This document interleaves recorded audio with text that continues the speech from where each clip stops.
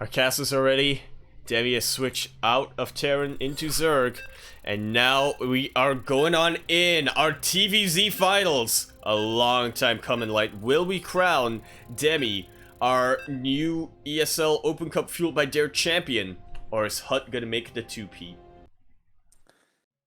Yeah, we were talking about this last week. Demi, even though he's a strong Zerg player, he hasn't won one of these, you know? Like, could this be his first?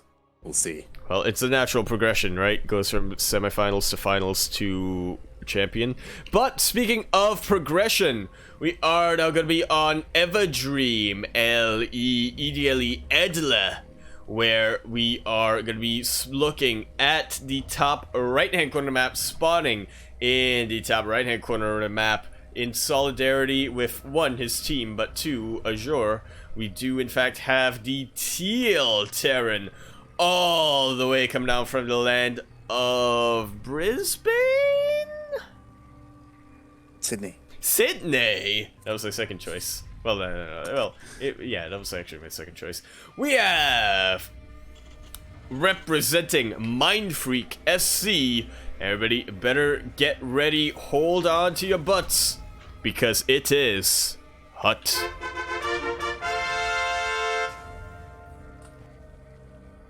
I think the only player who is an enigma to me, where I don't know where he's from, is Pez. I got no idea. And spawning in the bottom left-hand corner of Everdream LE, we have the Indian Zerg player representing Downfall Gaming. It is Demi.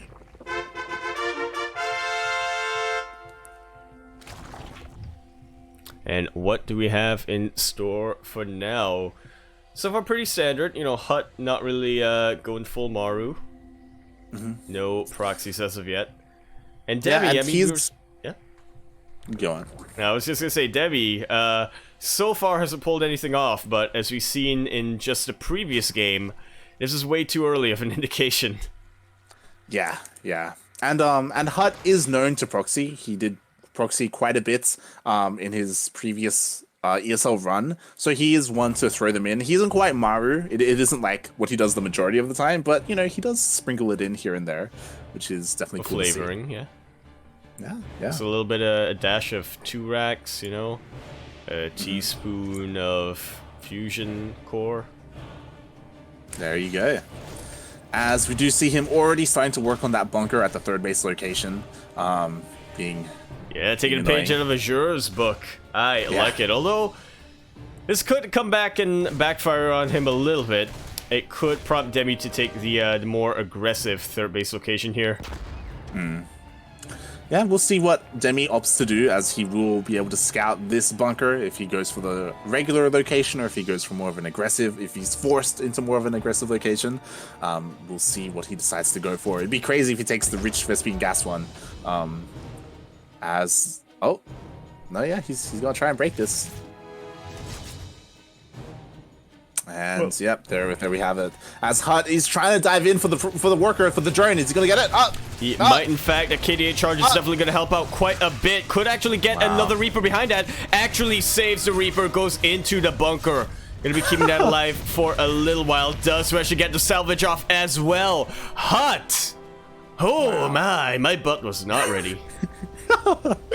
And that's, again, we were talking about it, like that bunker also allows for micro potential in case the Reaper gets surrounded by Lings as well. You can just dive in and get out, and yeah, nicely done so far by HuT. Is he gonna get a scout off? In for a full-on scout. Not much to see here, but should put his mind at ease for the time being. Meanwhile, we do see the Ling Team 6 coming out, but 2 Hellions already prepared to meet them. Yeah. HuT trying to go for that barracks trick to take out the first Overlord, but unfortunately there wasn't an Overlord in position here. Demi is wise. Demi psyching him out a little bit, aware of what HuT likes to do. And HuT, he's actually trying to sneak out an armory behind his mineral line. It's going to be Hellion dropping Hellbats. No, it's actually just going to be a straight-on Hellbat Liberator medevac push. HuT, you are a cheeky boy. I like it. Okay, so we do have the Overlord going into the main base of HuT at the moment, and we'll see if it gets all the way in. The Marines are on patrol right now, so they aren't dealing with this. It may have enough health to make it all the way. So far, all it sees are 2 Hellions and researching Tech Lab. I'm not sure. Well, based on timing, Demi might be thinking this is a little bit suspicious, but should not be. Yeah, there's the armory. Yep, he sees it. And that's the confirmation he needs. Yeah, he knows what's coming his way, and there it is. Banelings are on the way. You do need them to defend against the Hellbats, but because of the medevac, they can't just be dropped right into the main. Can you imagine elevatoring Hellbats? Medevac, just to dodge the Banelings. It can be done. It can honestly be done. We'll have to be careful to keep your medevacs alive. The Banelings are starting to come in. Fantastic surround. His Hellbat. Only one left, and even then, it was looking like it was going to be in a lot of trouble. Does actually get that Queen in the end, and this isn't done yet for HuT. He is still going to come in with even more Hellions. The Liberator gonna have to back off here, but once again, it's gonna provide a lot of good zoning. HuT's multi-prong is not gonna be particularly powerful anymore, but it's still there, and it's still gonna be, depending on how he plays it, still could pick Demi a little bit apart. More Marines or not more Marines, just Marines rallied across the map. Yeah, it was so important for Demi to shut down that drop as hard as he did and stop those Hellbats from dealing too much damage. And now with the amount of queens he has, he should be perfectly fine against this push. And yeah, HuT, he's forced back. I do like that he's trying to make drops work again. I don't know if it's necessary to turn them into Hellbats. Maybe just Hellions just like going into the mineral line from here would be better. But I think it's a bit of a risk that you're taking when there are that many Lings. Yeah, there we go. It's way too easy. Yeah, it's way too easy to allow the Lings to surround you. And when that happens, the Hellbats are much more favored. Yeah, so we do have HuT there. Like, he still keeps his medevac alive, so he can dive in whenever he needs to. A Liberator as well, so you could see them support each other the next time he decides to go into the main. But Demi, he secures his third. He's getting a fourth base as well. Yeah, both players kind of backing off and macroing up. There's that rich gas we were talking about. And I like it what's coming out from HuT. He is just keeping everything alive as much as he can. I say that, but he goes in for round 3. Yeah. With Liberator this time as well. Looking like it could be pretty rough for HuT. The Banelings did get kind of wasted there, and one more Hellbat was alive, but thankfully there were Zerglings to take them out. Between the Queens and the Spore Crawlers, that Liberator doesn't get a lot of damage done. Yeah. And so far, Demi's defense has been on point. Exactly, and this is kind of worrying me a bit for HuT. He is looking very, very vulnerable now. There's not a lot in terms of defense. It's a couple of Hellions, a couple of Marines. Will now be getting a tank out, but he does need to make sure that he doesn't die before then. Yeah, like as you're pointing out, like because the factory was used to make so many Hellions, it delayed his tank production, so he's only just working on his first one now. So this Bioforce isn't as strong as it could have been, but HuT is being so aggressive. Yeah, and 1-1 is about to finish up as well. I like it. Oh, not before bathing speed though. No, it will not, but nice kiting coming out so far from HuT. Is just trying to fight this into choke point, trying to, if possible, snipe these Banelings before they can even hit. This is a good surround coming in from Demi, and HuT has just lost his entire army. This is a call now. Demi is moving all the way in. This tank is nowhere near in position. These Zerglings should be able to take them out. The Banelings not quite getting the connections that they want. Nice starter stepping coming out from HuT, and this is, I feel like Demi got the better trait there, but only just barely. Yeah, it's so important that he was able to kill that tank, delaying even more the tank production for HuT. He still has one more though, and he's looking to try and apply pressure at the fifth base of Jesus. That's his fifth base. Exactly, and now oh my God. It's hard for me to see a scenario that Demi loses this unless he just is not paying attention, unless he falls asleep on his keyboard right now. He's now getting the medevacs out, and there's just not a lot of anti-air right now for HuT. He's got Marines, but he does not have anywhere near the Marine ball that he wants versus wielding Bane. Yeah, and a nice hot pick up there with that tank, and I love this from HuT. He needs to do this. He needs to try and buy time, delay Demi, force him to defend at home, and do as much as he can with these drops.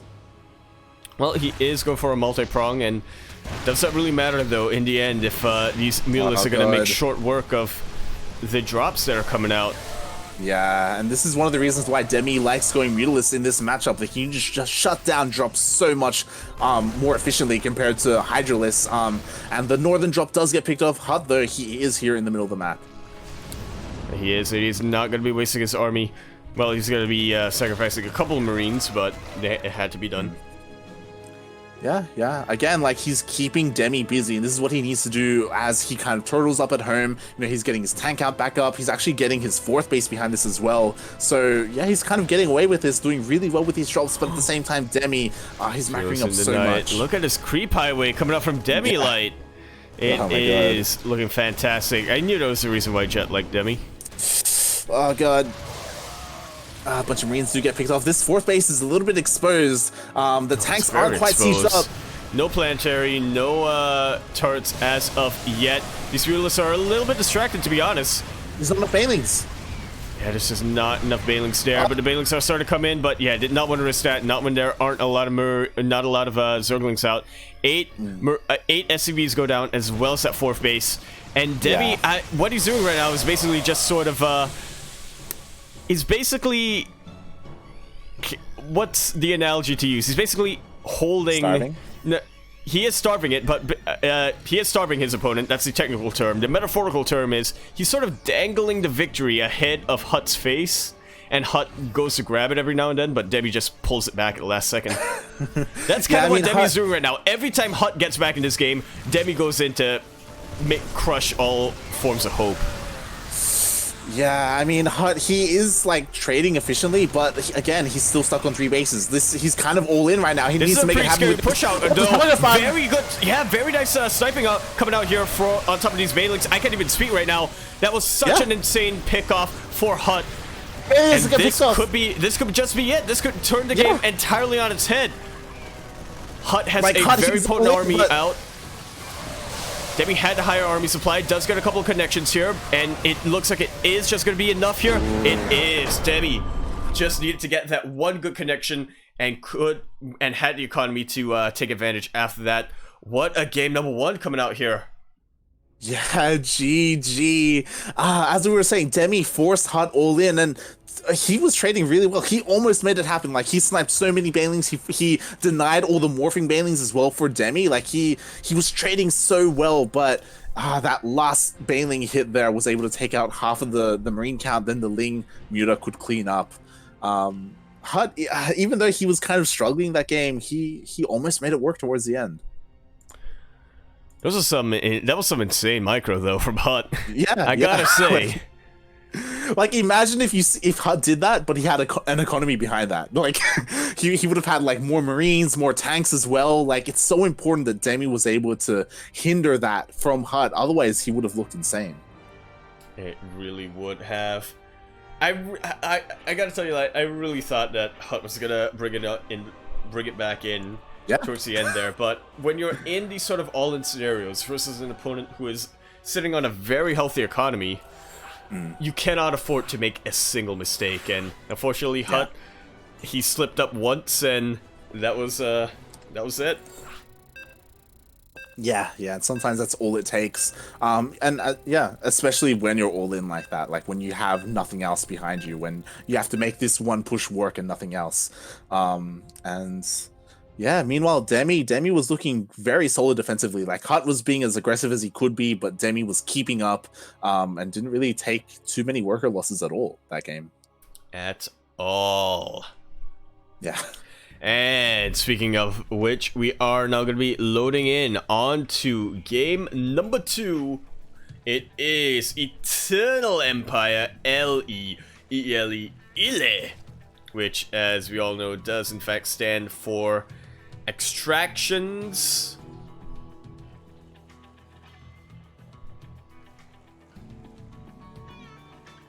Egg! The bottom left-hand corner of the map. Spawning in the bottom left-hand corner of the map, we have the red Zerg coming out all the way from the Jewel of India. He is going to be representing Downfall Gaming. He's proved in the past, Grand Platypus Open, more than ESL Open Cup Fueled by Dare. Can he prove that once again here and claim his first ever ESL Open Cup Fueled by Dare championship? We have Demi.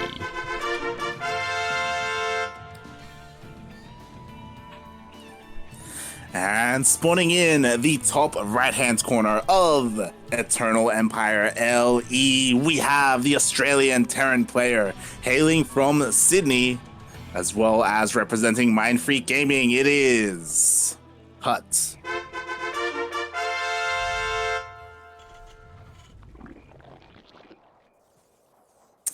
So, you know, going off of what you was just saying about GPO and ESL Open Cups,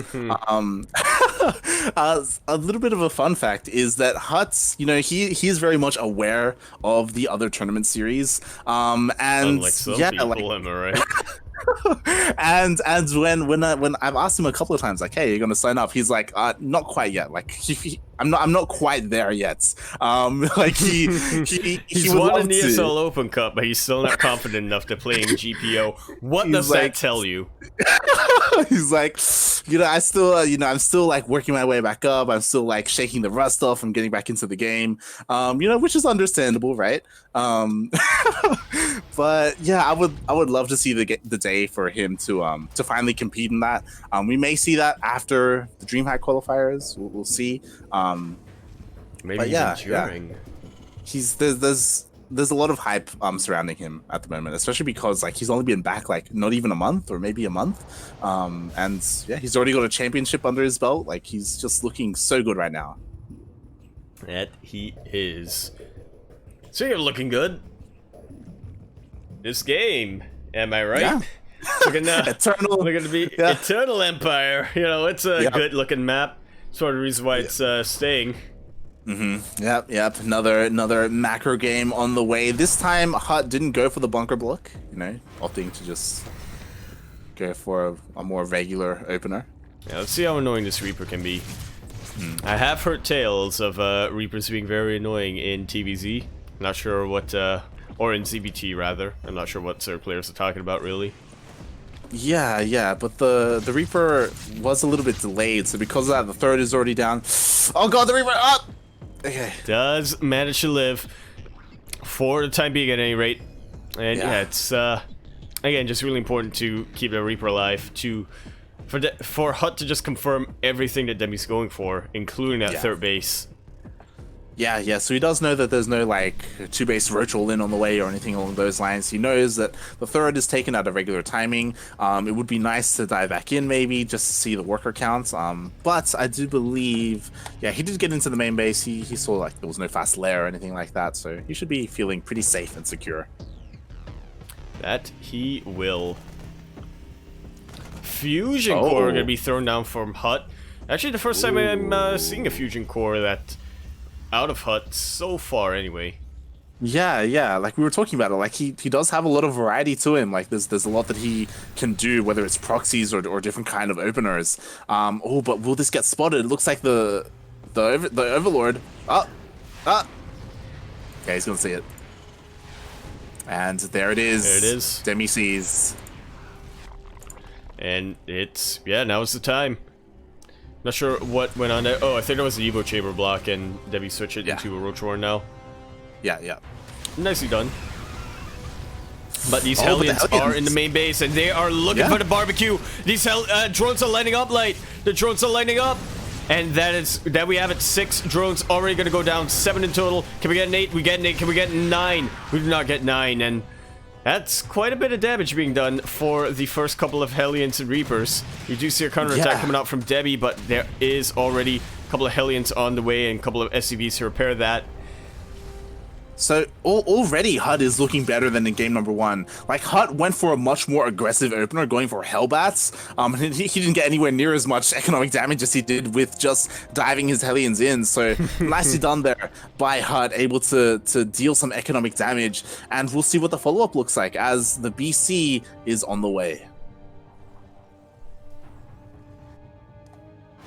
That it is going to be taking the slower route, which is kind of understandable. We are at a stage of the game where you can't get away with recalling across the map and sort of just taking a slow exit, but HuT wants to maximize the damage. Well, I say that, but I already hear the teleport. So never trust rallies. Yeah, he does teleport across the map. He does kill a worker, but there are enough queens in position to push him away. So far, this BST hasn't really done too much, but because of how tanky it is, it can always dive back in and try and find another opportune moment where the queens are out of position. And another one is on the way. Now, we talked quite a bit about variety, but one thing about HuT is he is not really someone who likes mech so much. Yeah, he is more of a bio player, and we do see Stim is on the way, so he is still opting to go for that style. Well, I like his multi-prong, though. We do have Hellions here to the north, BC trying to get into the natural as well, and yeah, shaves off a good amount of lings. Although one thing about this sort of multi-prong, though, Light, you can rely on just one sort of damage type for each prong. You know, with the natural, anti-air. With the south, go for anti-ground in the form of something like roaches. Yeah, so and Demi is able to deal with that pretty well.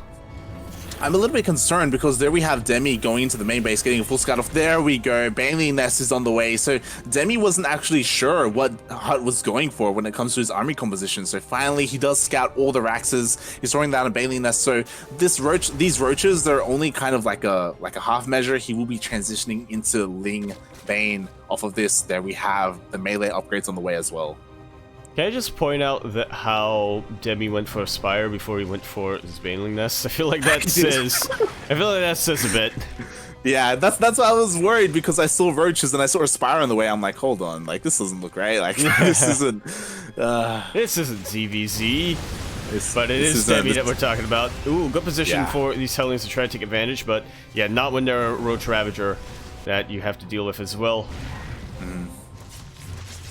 And for now, it's just that good old TvZ dynamic, just quite a bit of a back and forth trying to get map control. This is a pretty expensive creep clearing, I gotta say. 2 BCs and scans. Quite expensive, to say the least. But, you know, they are quite tanky, and yeah, it looks like they're trying to deny some more mining time, you know, maybe get a couple worker kills if they can. But Corruptors are on the way, so once they are out, they should be able to push these BCs back. Actually getting quite a number of worker kills. Yeah, 4. That's not too bad. Does also get the support behind us. The Corruptors are now out, and they are looking to chase these VCs as long as they can. Meanwhile, HuT not going to be using that teleport just yet. Wants to maximize the damage that these VCs can really get done. And there we have it. That's going to be about the end of that sort of BC harassment for the time being. Hellions trying to dive in, but a good little flank coming out from the Roach Ravager of Demi. And things are just going to be slowing down. Yeah, again, like Demi, he's got Baneling Speed on the way. He's going to have 1-1 pretty soon as well, getting a huge wave of Lings. So Demi, he's kind of setting himself up on his side. Meanwhile, HuT, he does have his 4th base already established. He isn't getting starved out like last game. So yeah, HuT, he's looking a lot better. Oh yeah, probably most likely going to be a very different game coming out here. It's definitely going to be on Demi to try to make these connections. It didn't really quite work out for him last game due to a bit of misfiring, but this time he's going to have to be on point. Oh yeah, definitely, as we do see these Marines here. And again, because there are no Mutalisks, like Corruptors are quite slower, so it'll be easier for HuT to escape and get away with his drops. That he will. Yeah, but so till then... Here's... Yeah, I was just gonna say, till then, this is all we have to really have. What do you got, like? Yeah, no, I'm just saying that, like, Army's composition is kind of a little bit all over the place. Like, I like the decisions that he's made, but it does mean that I feel like in a head-on engagement, I want to favor HuT, to be honest. Just because, like, there's so much supply in the Roach Ravager, which you don't really need. There's a lot of Corruptors, which means, like, you don't have that Mutalisk anti-air to clean up the Marines as well after the Ling Bane crash in. So the bio of HuT is going to be trading a lot more efficiently. And we'll see what Demi decides to do, because we do have an Infestation Pit finishing up. Hive should be on the way pretty shortly. There it is. So we'll see if he goes for a Greater Spire or for Ultralisks. Well, one way or another, Demi is maxed out. He's looking to bank up his resources and just start throwing away these roaches. So that being said, HuT isn't too far away.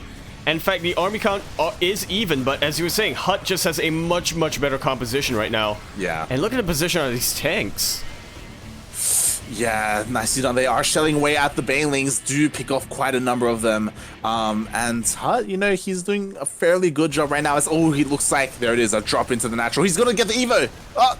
That is a denied +2 melee. We cannot understate or overstate just how important that is. Now, he did mention keep +2 armor. He did mention continue researching +2 armor, which, again, is what you want to prioritize, but still.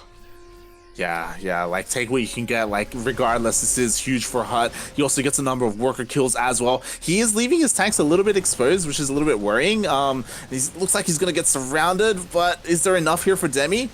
The A move. Unfortunately, these Roach Ravager Baneling, they were focused on the tanks there. Did not quite go up into the bio. Didn't matter in the end. They were still able to clear that out.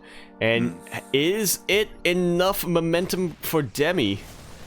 It could be. HuT, he overextended a little bit, like pulling away from the safety of his tanks. He didn't leapfrog them forward. So Demi was able to catch that army. He does clear it up. But we do have reinforcements for HuT as 2-2 is about to finish up.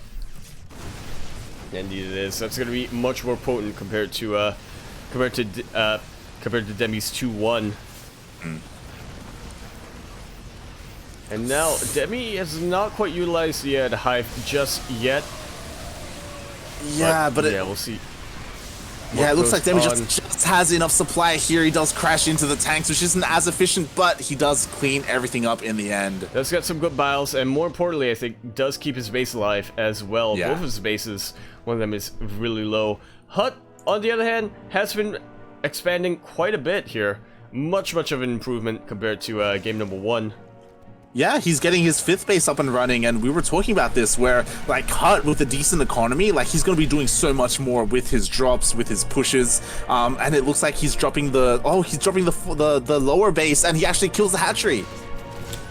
That he did. Gonna have to force a remake here, and this is looking like it's gonna be a complete U-turn on game number 1 that we've seen. Yeah, and interestingly, there we have it. Greater Spire is on the way, so Demi opting to utilize those Corruptors, not going for Ultralist, and we'll see how that works out for him as he's doing a fairly nice job defending, and it's going to be on HuT to transition. There we have it. Ghost Academy just finished up for HuT. Yeah, Demi's number 1 priority right now is to buy as much time as possible. HuT, I mean, Ghosts are pretty good, but are they necessarily the more reliable option versus Brute Lords? They are a option. They are definitely an option. Yeah. So that's something to keep in mind. Demi is losing even more workers here. The worker count is actually about even. Yeah. And that's not what you want. Forced to remake them. Yeah, exactly. Yeah, he's taking out even more drones here. Yeah, more workers go down as HuT, again, he's dropping the 3rd base, he's dropping the main again, like he's getting more and more worker kills, crippling the economy for Demi. Oh my god, he's not gonna get the spawning pool, is he? Oh god, he's trying. But not before Adrenal Glands did manage to finish up. Greater Spire is now complete, and there is a little bit of a window here for HuT. He is moving in with all of his forces, going in for his what could be the final push of the game. Demi just not able to utilize that Greater Spire just yet. Yeah, and oh my god, the Banelings are just being morphed now. It's a little bit too late. We could see HuT push in against this. Yeah, the question you gotta ask is, where's the buffer? And the answer is, it is non-existent right now for HuT. Or for Demi, rather, I should say. And it looks like Demi, he does have enough here to push HuT away, but HuT, he's expanding behind this. Like, his economy is looking amazing this game, and still no Broodlords on the way for Demi. He's kind of struggling a little bit. He's trying to regain control of his bases. HuT, though, he is looking to drop the southern bases again. He's looking to apply pressure in the center as well. And there we have it. 7 Broodlords are finally on the way for Demi, but is it a little bit too late? Like, there should be ghosts with this army anytime now, and the Broodlords could get caught. Position as well, yeah. Yeah. It's gonna take way too long to get to where any of the action is. I am digging this switch into Marauders coming up from HuT. Might have been anticipating Ultralist, but nevertheless, yeah, they do pretty dang well versus these Banelings. These Corruptors will be able to snipe off these Medevacs, leaving these Marines stranded. But are they stranded here with the roaches, or are the roaches stranded here with them? Yeah, the target fire was insane there. He was able to kill all the Banelings, now dropping here to the south as well, killing one of Demi's bases. Demi down to 4 bases. Meanwhile, HuT is on 6. He has completely lost his bank. He's losing even more workers now. These Root Lords are a bit of an equalizer here. HuT, as you were mentioning, didn't really tech up too much. Does have a couple of ghosts, but, you know, snipes do cost energy. So I'm just going to be watching the micro, watching the positioning. Yeah, I kind of want to give the edge to Demi for a head-on engagement, but HuT, he doesn't really need to. He can always drop. Like, Broodlords are incredibly slow, but Demi is aware that he is pushing out on the map. He needs to do something with his army. This is actually the first time Demi is leaving his half of the map. But... There we go. GG. Too much, that could really deal with the Brute Lords there, and HuT ties the series up sideways. 1-1. GG. As soon as Demi saw the Marines on the creep already outside his natural, he had to tap out. Like, again, in a main army engagement, Demi could win, but Broodlords are so slow and he just didn't have the army to run back home and defend. Like, there was no way he could have stopped HuT's army on Demi's side of the map, and HuT, yeah, he ties it up. Sideways.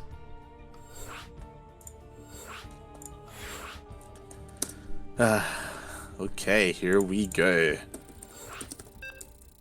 All Getting right. to... Are we gonna see a virtual in? Definitely. Oh god.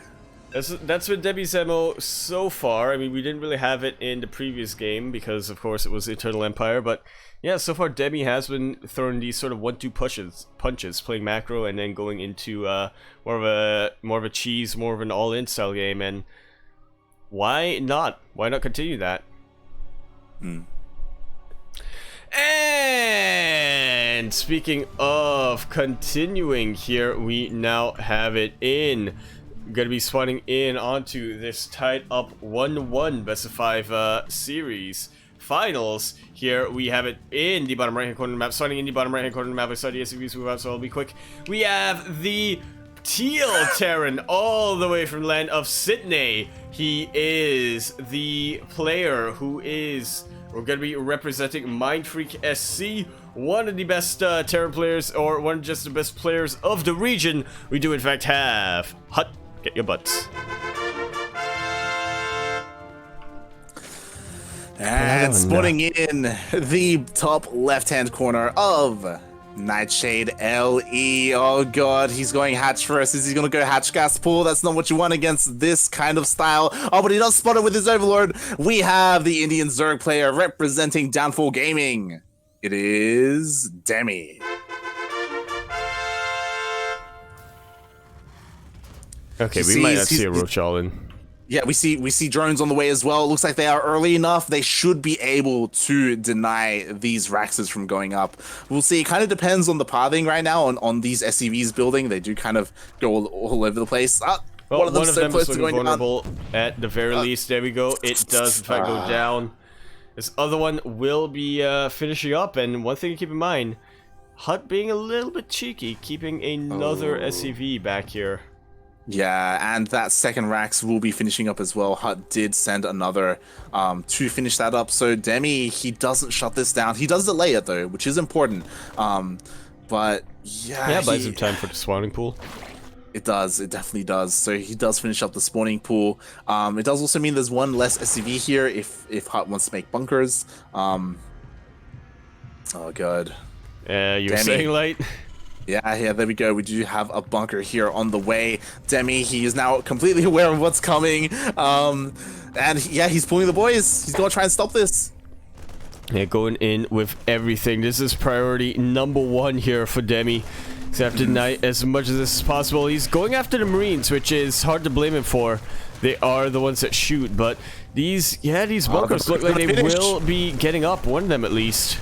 Yeah. Oh, and now god. now that the Marines are in the bunker, what is does this Demi could really be it. have that he can do? There was a lot of there was a lot of lost mining time. A lot of workers went down as well. Like, this is not ideal for Demi. This could just be too much damage. Like, things are kind of snowballing right now. Oh my god.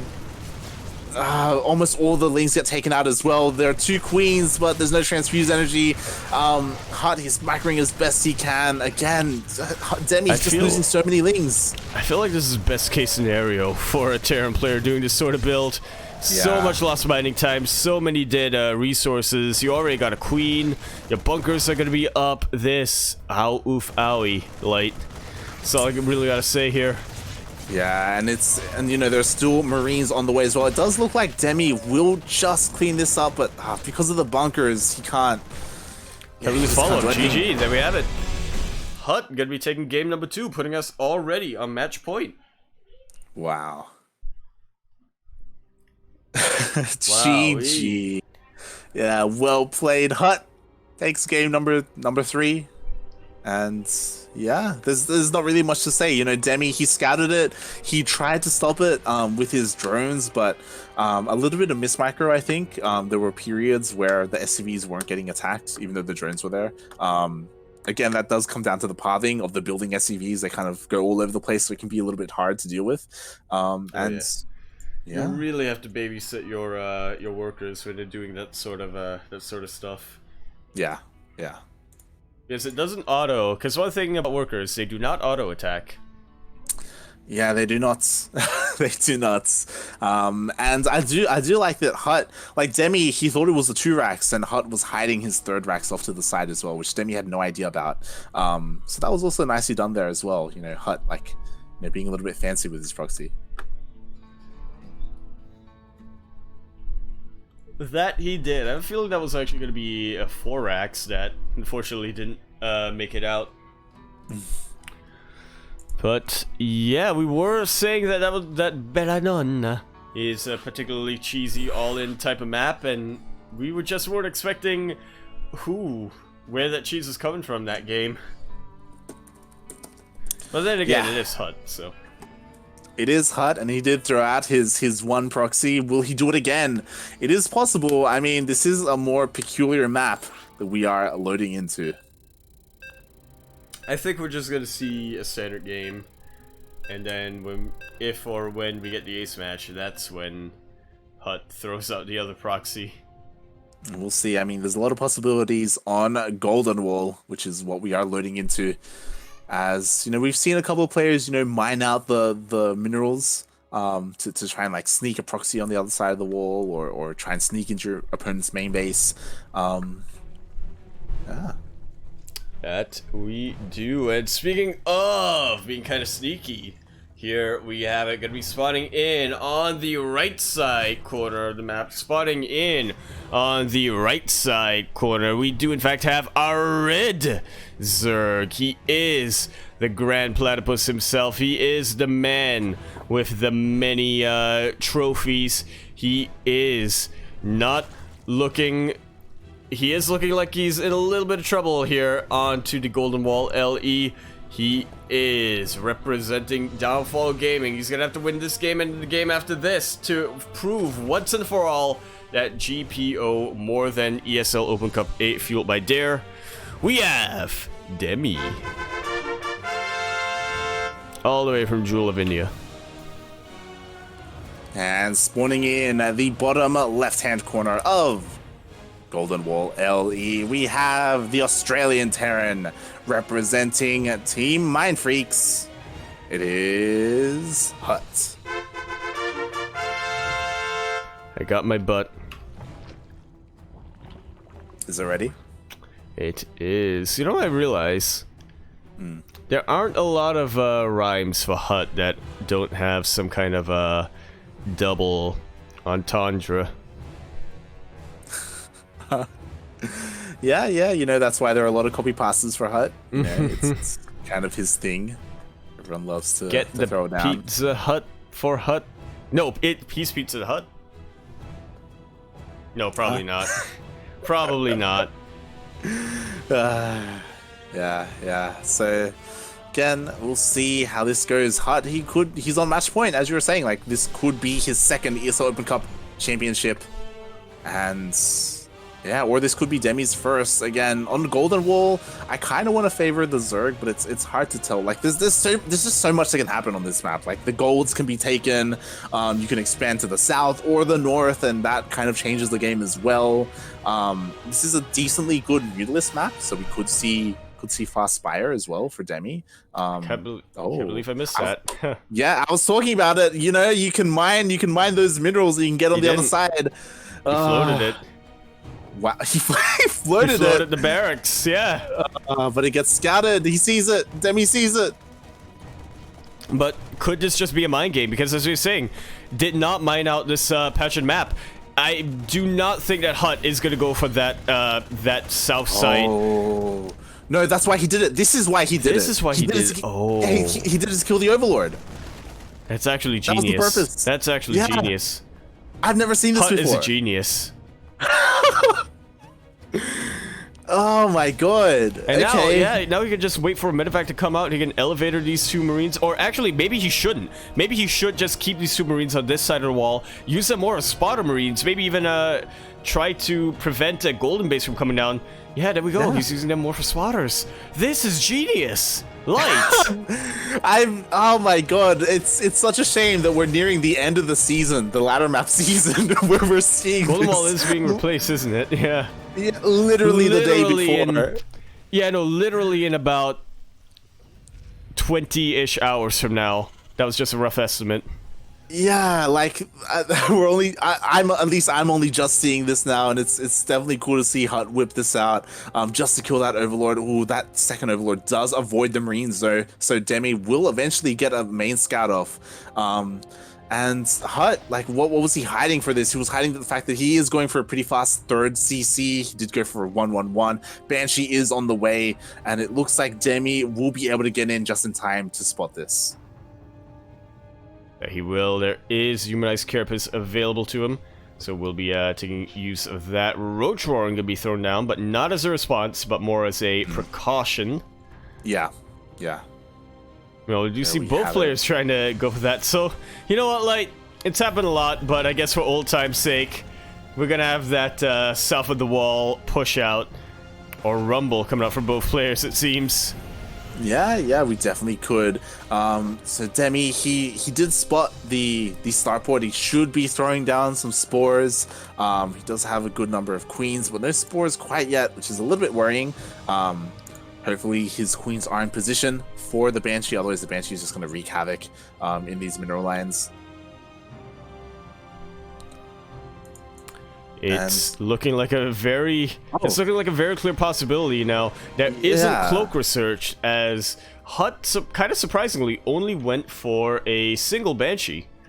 Yeah, I noticed that as well. I was like, wait, hold on, he doesn't have cloak. Like, what's up with that? It was a bit odd. Well, it's a sacrifice to the demigod.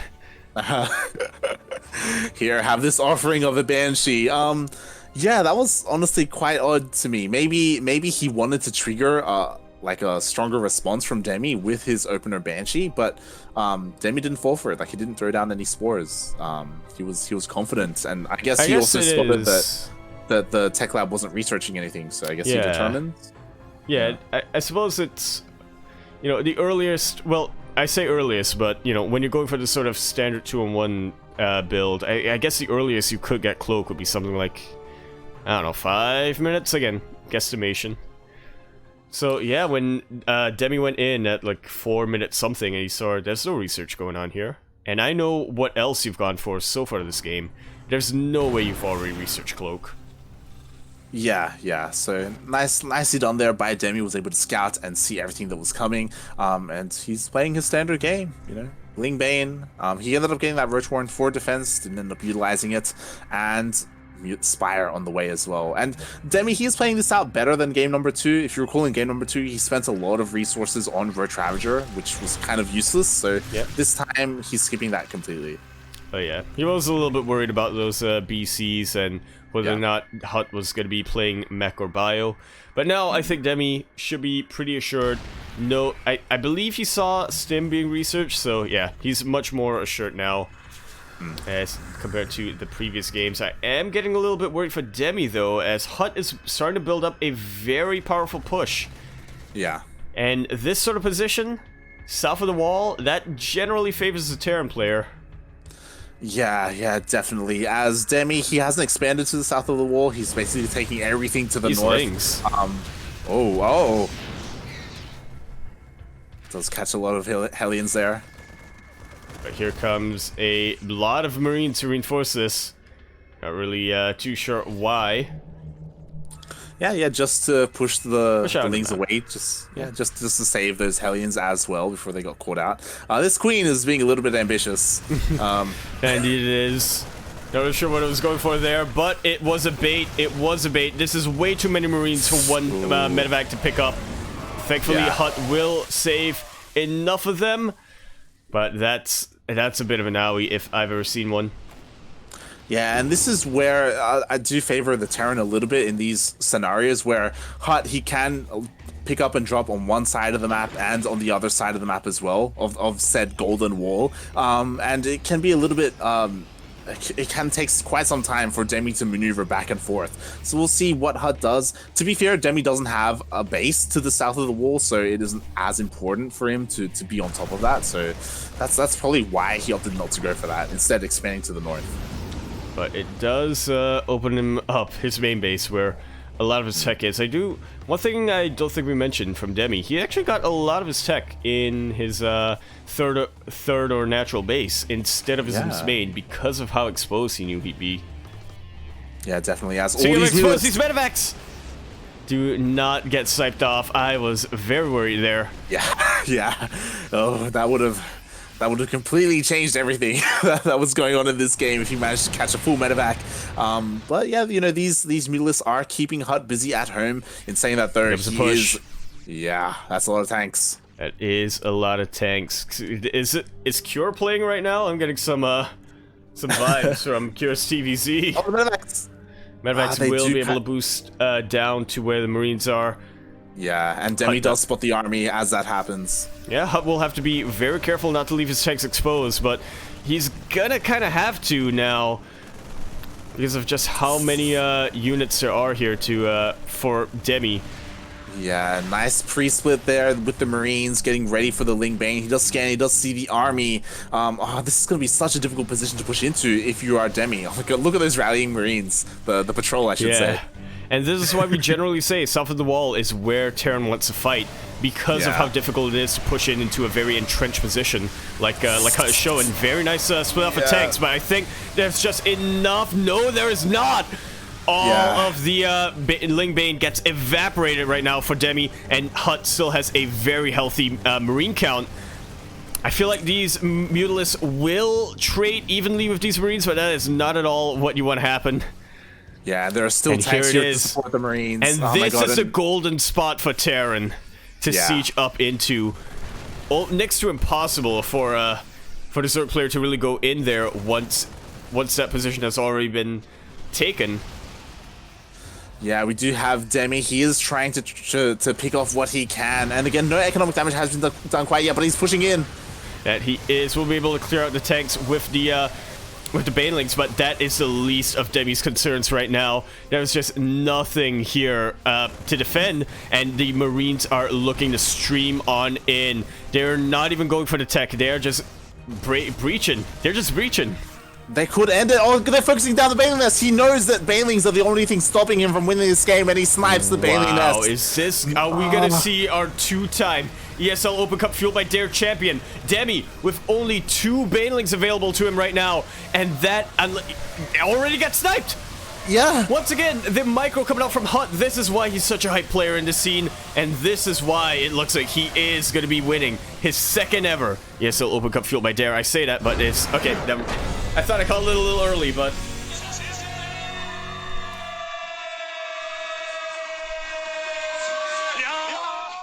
And just like that, oh, light, my butt.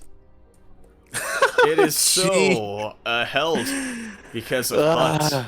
GG, well played. HuT takes it. He is our 2-time ESL Open Cup Fueled by Dare champion as he takes down Demi in quite a HuT fashion. Oh my god. Like, as you were saying, it's so difficult as a Zerg player to try and break that southern position. And Demi almost did it when he pushed in with his massive Ling Bane Muta force. But too many Banelings crashed into the tanks to the south, and the Marines to the north were just so well split that there were just too many Marines there, and he was able to push Demi back. And then once that started, then we had that snowball effect where the banning count was reset for Demi, and he could never really reestablish that. And it was so smart. It was so smart that we were pointing it out, where a lot of the tech for Demi wasn't in his main base, almost as if he almost expected this to happen, where we could be in a scenario where the army is in his main and all his tech structures would be exposed. But it wasn't there. But regardless, like HuT, he goes in, he sees there's nothing in the main base, he just goes straight to the natural and snipes the banning nest. I'm still in awe of that. Yeah, looking back in hindsight, I guess there were a couple of things that Demi couldn't have done, but at the same time there were a lot of things that HuT was preventing Demi of doing. Like one thing being that creep spread in south of the wall. You could see that Demi was going for that creep spread, just trying to make sure that he had enough vision that side of the wall, so whether he knows where he can sort of position his army. But once he got kind of sucker punched, once he saw how close HuT's main army was, Demi then had to retreat back. He had to retreat back to build up his Balin count, get a better position. But by then, HuT already got himself entrenched, almost like those old World War I kind of things, right? Yeah, and that game was all about the army engagement and the positioning, because Demi, he had the economy he needed. He had so many bases north of the wall, and he wasn't losing any drones at all either. So like he economically, like he was set. Like it was just about his army and how he engaged the Terran. And like he was kind of forced into it, because at the time HuT was leapfrogging his tanks forward, and Demi didn't want him to get into that choke position outside his main. So he was forced to engage, and he just wasn't ready for it. HuT was though, and that was beautifully played. Hashtag beautifully. Wait, hashtag. I'm trying to think of a rhyme for HuT that isn't too. Hashtag not for HuT. There we go. Right, that can work out. We have the maturity filter on, right? We do have the maturity filter, and yeah, GG HuT. Again, we were talking about how for the longest time, for the past year or so, 2 years, Probe was the best in Australia. He was undisputable. Even in the international scene, when everyone thought of an Australian pro, it would be Probe, and for good reason. But now we do see that could be changing here in 2020. Like HuT, he's back and he's looking strong. Amongst a lot of other players, HuT is back, he's looking strong. Seether escaped Tarkov. Demi stopped playing Dota. Miyomika started playing Dota. It seems a little bit backwards, but I've never questioned Miyomika before. I'm not questioning him now. It's almost as if like Dota's like someone needs to do this. Yeah, exactly. there must always be a pro playing Dota, and Miyomika gave himself up for Demi. Like what a champion! How what a guy! There. Yeah, exactly. I know. What a selfless, like beautiful cat. And holy, but yeah, I was gonna go into it. Everybody's looking strong. Everybody's looking strong now, like, and again, you were mentioning it a lot. Now we're probably gonna mention it in the outro. The DreamHack qualifiers are, in fact, this weekend for ANZ. Yes. We can talk about it a little bit. There are 3 qualifiers in total. We have one Saturday morning, one Sunday morning, and then one Monday afternoon. So this upcoming trifecta, this upcoming weekend, are the DreamHack qualifiers for ANZ, and yeah, it's going to be exciting to see who makes it through. Again, like because there are 3 qualifiers and because top 8 do move on, like we should expect a bunch of these top players, like we should see HuT performing well, Probe, Demi, Miyamaika. But in saying that, there could be a couple of upsets. Like Chappie today, he took out Miyamaika. Like Chappie could make a deep run.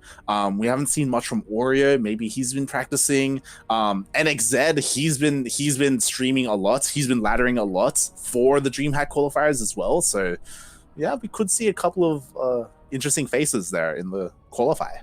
I should challenger. Play in the qualifiers. You could. You're not. I don't think you're casting. Yeah, you're not casting on Saturday, so you could. Ah, what time is it? It's 11 a.m. AEST. Okay, never mind. I'm not playing. Which I think is like 9 a.m. in Singapore. I think ? Should be. Yeah. Unless there's the savings involved. Yeah, quite early. Complicated. Mm-hmm. But yeah, for everyone watching, it is just, I believe it's just citizenship and residency requirements. So if you do want to play, like, you can participate. You don't have to be one of the best to play in these. They are just qualifiers. If you want to try your hand against someone like Probe or Demi or Miyamaika, then why not, right? And yeah, we will be casting it here on this channel. I believe it is open for community casters. I believe as we were casting this tournament, it was tweeted out. So there are probably going to be multiple streams. We'll see who else decides to go for it. Kind of along the lines of Creighton, who has Chicken Man, Renegade, like some of these common community casters. They'll be cast alongside in all of these tournaments. But yeah, it's exciting times. DreamHack is finally here. It's been 6 months, but we're finally getting a major tournament in StarCraft 2. A premier tournament. A premier tournament, yeah. An international tournament. Yeah. Mm-hmm. An EPT tournament. Yeah. An international EPT Premier League. Mm-hmm. Yeah. We did have, Stay at Home Story Cup. We have had TSL 5 as well. We have had these in between, but we're finally here. ESL Pro Tour is finally underway for StarCraft 2, and yeah, it's exciting times. And HuT, he's definitely someone to keep an eye on. I agree. But as we do close off the stream, I think unless you have something else to add on to that, where can we find you, Yaku? Twitch.tv/Yakuzaku1. Tune tomorrow. It's Sims 4 stream. This time for actual reels. I said it to you last time. Last time I gave this outro when I said that, I ended up not doing it. This time for real light, I promise you. Twitter.com at Empora Yakuzaku, exclamation mark Discord in chat, and you can get the link to the CranKy Ducklings Discord server. I'm around there amongst the other CranKy staff, and buy my shirts. Yeah, Where can we find you, Light? I'm gonna put you a little bit on the spot here, as I'm not quite aware. I don't know if you've heard anything since you are in Singapore. What's up with Blisk? Blisk? Yeah. I feel like we haven't really heard from him since... That's a good question. Since SEA Games, yeah. Yeah, that was like November, October of last year. Yeah, I'm not sure. That's kind of one of the things that I'm curious about, because he did play in OzCraft, true, and he was pretty good there, as well as you know what, like, you actually only now. Throughout the entire 2020, this might have been the first time I've thought of Blisk.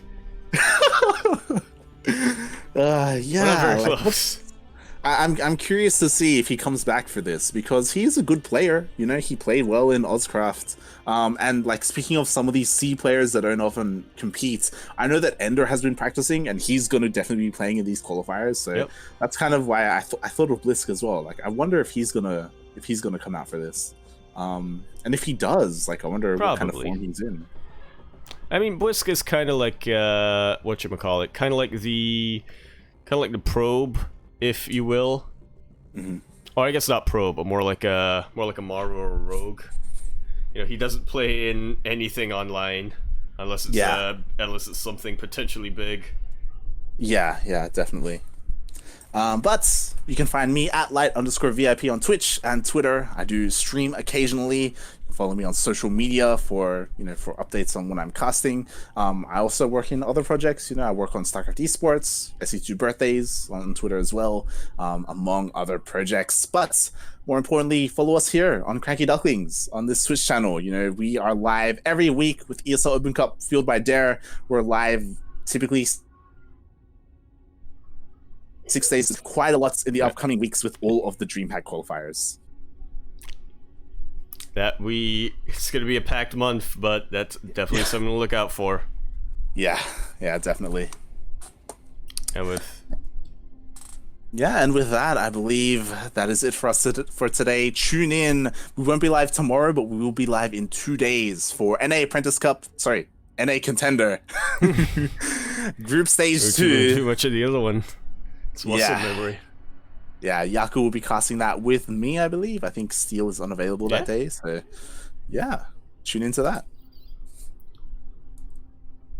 Finger gun pistols. Yeah, well, we'll see you then. Ciao. Bella donna.